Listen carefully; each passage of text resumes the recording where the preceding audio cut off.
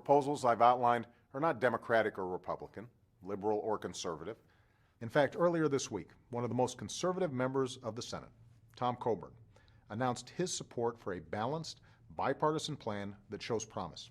Ranchers and fishermen, small business owners, environmentalists, conservative Republicans, and liberal Democrats on the local, state, and federal levels, all united around the idea that there should be places that we must preserve, all doing the hard work of seeking common ground to protect the parks and other places that we cherish.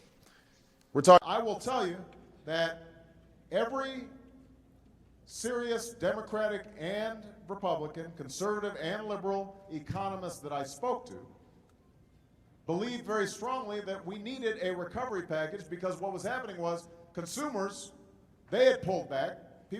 There are things that can be done that Republican, Democrat, liberal, conservative, we all know need to happen. A conservative thinker, a Republican leader, and a defender of civil rights. He was that rare patriot who put country over party, never forgetting what he learned on the gridiron, that it takes each of us doing our part and all of us working together to achieve a common goal. Lack of sensible rules of the road, so often opposed by those who claim to speak for the free market, ironically led to a rescue far more intrusive than anything any of us, Democratic or Republican, progressive or conservative, would have ever proposed or predicted.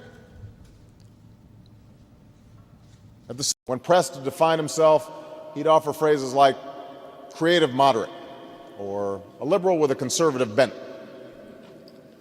But in truth, Ed Brooks' career was animated not by a faith in any particular party or ideology, but rather by a faith in the people he served.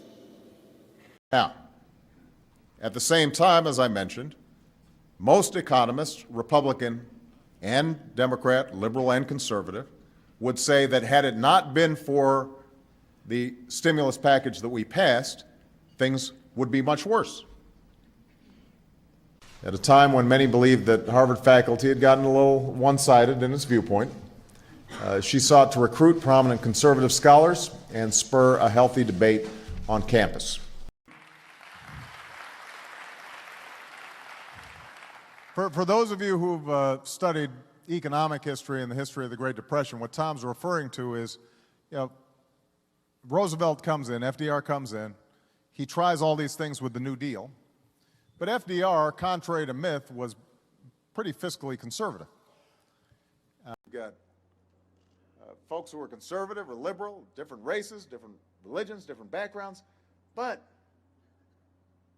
they figure out how to focus on the mission. And I think Arnie has done an outstanding job of saying we've got to get past the old dogmas, whether it's the dogmas on the liberal side or the conservative side, and figure out what works. Now she lives in one of the most conservative areas of Pakistan, so this was a very tall order. That's not just my opinion, by the way. That's the opinion of legal experts across the ideological spectrum, including two very conservative appellate court justices that said this wasn't even a close case.